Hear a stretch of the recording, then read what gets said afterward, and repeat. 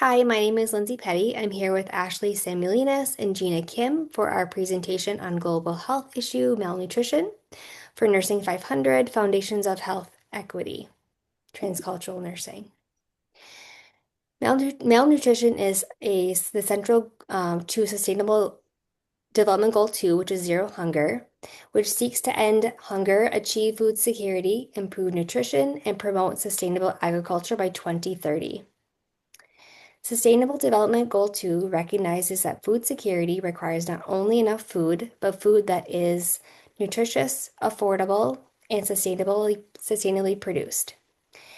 Its key targets of ending hunger and all forms of malnutrition connect nutrition to human development and equity by reducing stunting, wasting, and micronutrient deficiencies, and by meeting the needs of vulnerable people.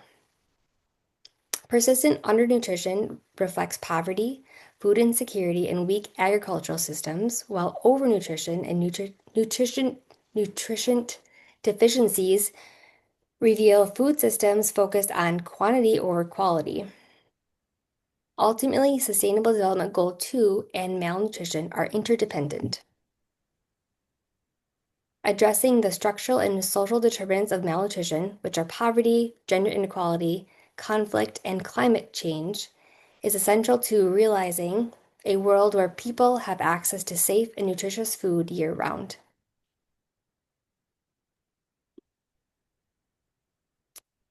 Data All from, right. Oh, sorry. Go ahead.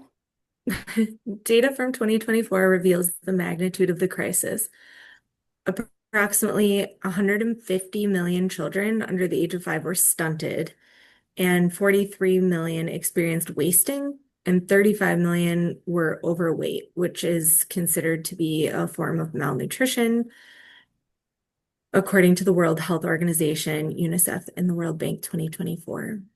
According to the Global Report on Food Crises, out of the 65 countries and or territories selected when they were doing their research, 295.3 million people, which is 22.6% of the analyzed population, face high levels of acute food insecurity, which means they face life-threatening hunger. According to the map, it highlights the number of people facing high levels of food insecurity in 2024. So this is on top of people who are already experiencing chronic food insecurity. While we often think of malnourished people as being thin, this isn't always the case, with malnutrition and obesity also presenting a significant concern. Among adults, about 2.5 billion people were overweight and 890 million were living with obesity, according to the Food and Agriculture Organization, or the FAO, 2024. Malnutrition contributes to nearly 45% of all child deaths worldwide. Next slide. So, according to the 2025 UN Sustainable Goals Report, despite some modest declines in hunger and food insecurity, the numbers remained higher than they were before the pandemic, with 8.2% of the global population facing hunger or not having enough food to meet daily energy needs. And approximately 28% experienced moderate or severe food insecurity, meaning they lacked regular access to safe, nutritious, and sufficient food. And that equates to 2.3 billion people. Then, according to UN Women, women and girls may be put in a position where they are first to eat less due to gender discrimination. This puts pregnant and lactating women at a significantly higher risk of anemia due to inadequate food and poor nutrition, with 35.5% of pregnant and lactating women worldwide suffering from anemia, which can impair birth outcomes, productivity, and cognition. And those cognitive effects in birth outcomes are obviously irreversible. Next slide. All right, so why is this a concern for the world? Beyond mortality, it can irreversibly impair cognitive development. It can reduce school performance, cause lifelong susceptibility to illness, and diminish workforce productivity over lifetimes, which can translate to large costs to individual people and national economies. So if you didn't care about just the moral and ethical implications, there's also uh, economic implications as well. According to an article by Sakshi et al. 2024 in the Journal on Health Policy and Systems Research, malnutrition in all forms is responsible for more ill health than any other issue, stating that costs are borne by individuals, families, and public sector and insurance systems, and that suboptimal physical growth causes lifelong susceptibility to illness, which again can lead to the lower labor productivity and absenteeism and lower lifetime earnings. Poor nutrition during child and adolescence in particular, again, can impair cognitive development, which then reduces attainment. So there are lost employment opportunities over a lifetime, thus perpetuating the cycles of poverty and inequality again across generations. According to Morales et al. 2024, reducing malnutrition and increasing health reduces global health threats by reducing disease, improving vaccine efficacy, and drug-resistant strains of disease. Next slide. So why should we care? And with hunger limiting human development, we will not be able to achieve the other sustainable development goals, such as education, health, and gender equality, according to the United Nations. We all want our families to be able to have enough safe, nutritious food to eat. So I think that that's really important. Next slide. So, a global response in connection to malnutrition, the World Food Program tackles hunger driven by conflict, climate change, disasters, and inequality, as well as food loss. Its initiatives often include members of affected populations. One example is in collaboration with Egypt's Ministry of Social Solidarity, acronym MOSS, is the U.S. Agency for International Development, which is the USAID. The World Food Program supports the First 1,000 Days program, which is an initiative that trains community health workers to counsel and monitor pregnant mothers and nursing mothers during a critical period from conception to age 2 years old. This is a vital stage for preventing stunting and chronic malnutrition. The program also provides financial assistance through Egypt's Takeful and Karama initiative, reaching over 40,000 mothers and children under the age of 2, ensuring access to nutrition and health services during vulnerable times such as the COVID-19 pandemic. There's also the World Bank Group, which was founded in 1944. It's one of the world's largest sources of funding and technical support for developing countries. Through its 5 institutions, it works to reduce poverty and promote sustainable development, playing a major role in advancing Sustainable Development Goal 2. The World Bank Group invests in climate-smart agriculture, supports smallholder farms, promotes nutrition-sensitive agriculture, and strengthens food systems resilience through programs like Food Systems 2030.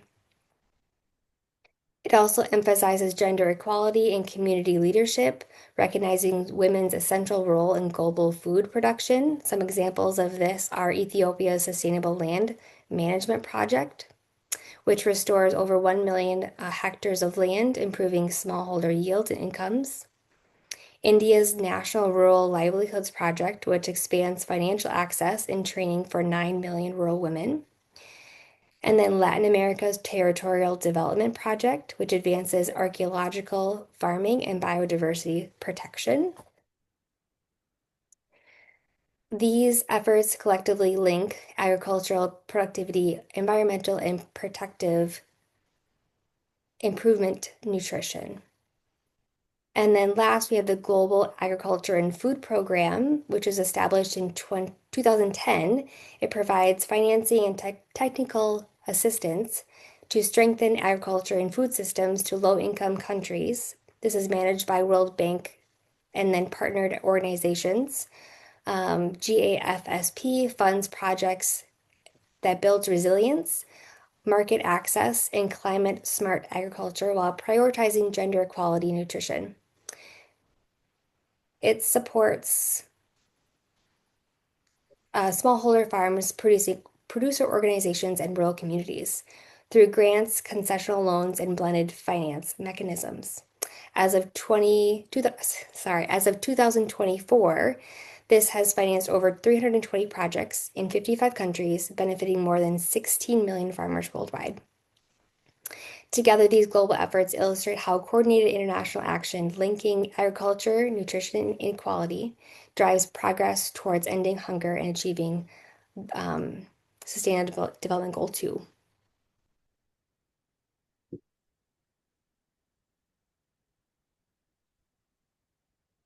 All right, so how have cultural insights informed this response?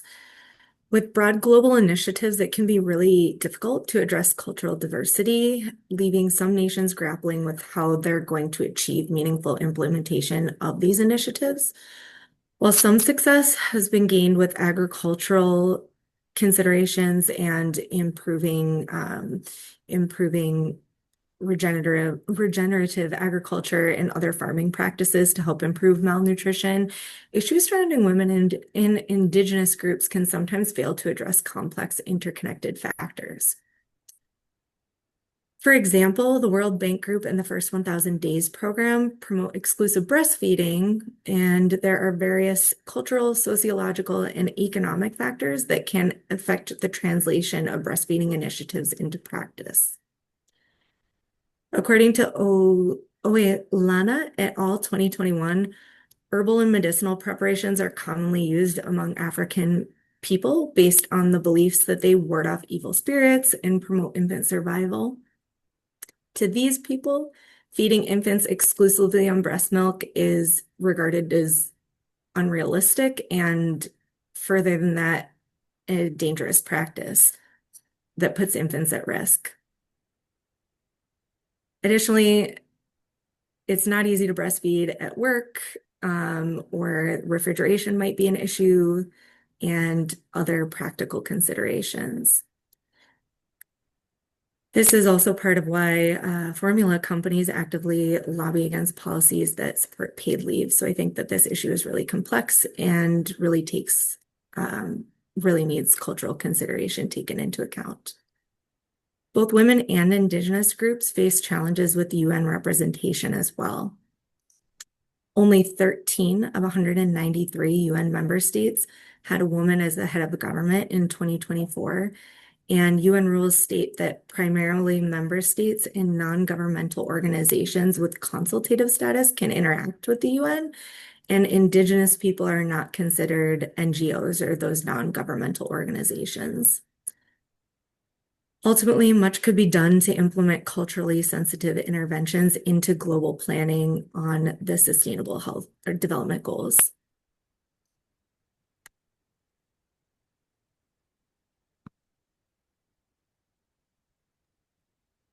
So we have identified the causes and the related social determinant of health to these issues of malnutrition. First is food insecurity, lack of consistent access to enough nutritious food, factors including poverty, poor distributions, lack of markets, economic barriers where people with low incomes have difficulty affording enough healthy food. Job loss is also a major drive of food insecurity. Unexpected expenses can make it impossible to pay for the nutritious food. For number two, it's poor dietary practices, lack of knowledge about the nutritional needs for different life stages, cultural preferences, and social norms can influence the dietary choices and practices that hinders the proper nutrition. Communication barriers where misunderstandings can arise from poor communications between the healthcare provider, nurses, and communities. This may prevent the effective health education and feeding practices. Number three, health issues, chronic diseases affecting the absorptions, where conditions like inflammatory bowel disease and ulcerative colitis can lead to reduced nutrition absorptions, and also like celiac disease, autoimmune disease like damages the small intestine in response to gluten, preventing the absorptions. Number four, environmental factors where nature disaster disrupting the food supply chains. Storms, flood can destroy roads, making difficult to just transport the food for vulnerable populations. And climate change, reduce agriculture productivity, extreme heat, floods can cause crop failure and degrade the soil quality. For the related social determinant of health, number one is economic stability, where low incomes limits food choices and access to the options and difficulty to find healthy alternatives. High living costs and low wage jobs can lead to food insecurity. Number two, education's limited resources, lack of access to reliable information through public health programs and providers, lack of knowledge about healthy eating habits. Malnutrition can hinder brain development also through inadequate intake of the essential nutrients during critical periods of early childhood. Deficiency in proteins, iron, and fatty acids can impair the formations and behavior deficits. For the community context, with strong support system can improve the food access. Cultural attitudes toward food can influence the dietary choices. And healthcare access, limited availability of the dietary counseling and support, lack of access to health services can lead to untreated health issues affecting the nutrition. Malabsorption syndrome, cancer can affect the absorption and appetite, but without the timely access to care, issues can go unaddressed and worsen the conditions of malnutrition. Next slide, please. So moving on to the next slide, we have determined what might be the impact on professional nursing, both locally and internationally. First off, with local impact, increased interventions where a rise in patients suffering from malnutrition-related conditions. This requires more comprehensive assessment and interventions. According to the National Institute of Health, patients with malnutrition have a higher rate of readmissions, with rates over 50% compared to those without the malnutrition. For education, nurses will need to educate more with patients and families about its importance and consider the cultural knowledge and preference. According to the National Library of Medicine, it is crucial where education must be patient-centered care, involving understanding that culture influences eating habits and food preparations. Resource allocations where healthcare facilities may need to prioritize resources and training programs. This is necessary for implementing successful preventions. And moving on to the international impact, cultural competence, where requires to understand different cultural perspectives on nutrition, on health that impact the patient care. This skills promotes the personalized treatment to align with the patient values and beliefs. Therefore, it is beneficial for our nurses to go through the transcultural nursing educations to provide culturally competent holistic care, which is crucial for addressing the malnutrition at all levels. Understanding cultural backgrounds helps nurses provide personalized care that considers beliefs and values regarding the food and health. And the research sharing potential for the international collaboration on the research regarding the best practice in addressing the malnutrition. This international collaboration can fill in the gaps in care and knowledge in the regions where these issues of malnutrition remain a significant challenge. For the global health initiatives, participate in international programs influencing the global health policies. This can involve the training staff, providing nutrition, education, and assisting with campaigns. For the Hunger Vital Signs, it's a screening tool that is used by the healthcare providers and organizations to identify the household at risk of food insecurity, hinders the physical and cognitive development, causing the cycles of poverty and illness that makes the communities more vulnerable. For the World Food Program, WFP is the humanitarian organizations implementing the school meal programs worldwide with over 50 years of experiences in this area. In 2024, the World Food Program delivered 2.5 metrics of tons of food, which strengthened the food and nutrition security and local economics around the world. Next slide, please. So here's are some collaborative opportunity exists locally to improve the population health related to the global health issues of malnutrition. First off, at schools, we're implementing nutrition education program, integrating lessons on healthy eating habits into the curriculums, such as using fruits and vegetables in math lessons or measuring the ingredients for recipes.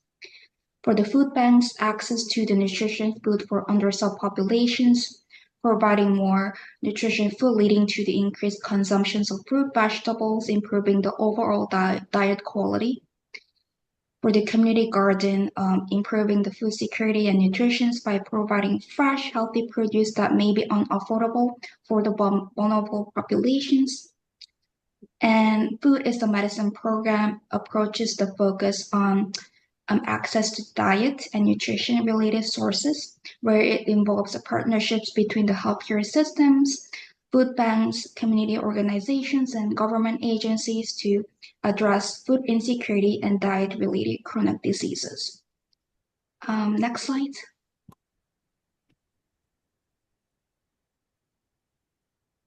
So continuing from the previous slides, this opportunity for the collaborations to include the members of the population impacted by the global health issues of malnutrition. For the school, improve nutrition for disadvantaged children with benefits extending to better school enrollment and academic achievement. Food banks work with schools to fill in the gaps in school meal programs, helping to provide meals or other nutrition assistance to more children in need. For the community gardens, according to the National Library of Medicine's, garden provide gathering spaces for the community engagement, providing the social connections and sense of community across the different socioeconomics and cultural groups. And last, Food is a Medicine program, according to the Center for the Nutrition and Health Impact article, individuals with chronic illnesses and food insecurity are the primary members of this Food is Medicine program here. Next slide, please. So for this slide, we wanted to share more interesting insights we have found where instead of malnutrition, there were some factors of driving obesity in poorer countries. So according to the World Health Organization's, processed foods are often the cheapest way to get calories. Globally, these billions of people cannot afford a healthy diet, leading them to rely on the low-cost, energy-dense foods that are high in fat, sugar, and salt. The food system has expanded the productions of processed shelf-stable foods. These products are highly addictive, contributing to overconsumptions, and also the targeted marketing, where fast food and beverage companies market their products to emerging economies in Asia, Africa, and Latin America. Next slide, please. So in order to kind of bring all of this stuff together, we've put together a case study. So meet the Ramirez family. They live in a small rural town in southern Texas near the U.S.-Mexico border. Juan and Elena Ramirez are parents to 3 children. Luis is 7, Sophia is 4, and Mateo is 18 months. Juan works seasonally in agriculture, and Elena stays home with the children. The family combined income falls below the federal poverty level, and they rely on small SNAP benefits to buy groceries each month. Recently, Mateo, the youngest child, was seen at a well-child visit. The nurse noticed that Mateo's weight for his age was below normal limits. A screening tool using the hunger vital signs revealed that the family frequently runs out of food before the end of the month. Elena explains that their grocery store is over 25 miles away, and transportation is unreliable. When money is tight, the family relies on inexpensive, calorie-dense foods like ramen noodles, chips, and soda. The nurse initiated a referral to the WIC clinic for supplemental nutrition support and connected the family with Food is Medicine program at the Community Health Center. This program provides vouchers for fresh from produce and offers monthly nutrition education classes in both English and Spanish. During these sessions, nurses and dietitians demonstrate simple, affordable meal plans using culturally familiar foods such as beans, rice, eggs, and local vegetables. Elaine, however, reports challenges in consistently attending the classes due to lack of childcare and Juan's unpredictable work schedule. Although the family is gradually incorporating more balanced meals, barriers such as transportation, financial strain, and limited health literacy persist. The nurse recognizes that broader social determinants of health, like poverty, geographic isolation, and structural inequalities in food distribution, continue to influence the family's ability to maintain food security. So for a class discussion, we have a few questions we would like to address with the class. The first one is, what additional nursing interventions or community partnerships could help address the Ramirez's family barriers to nutrition and food security? Two, how can transportation, language, and income barriers contribute to malnutrition and food insecurity in rural U.S. communities? And three, how can nurses use their role in clinical and community settings to advocate for policies that align with SDG 2 and support equitable access to nutritious foods?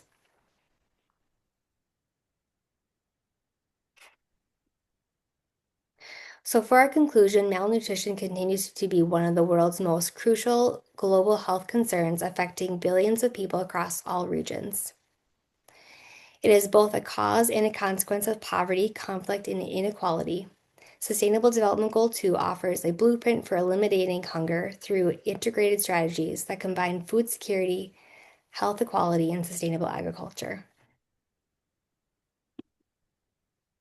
And here are our references for our presentation.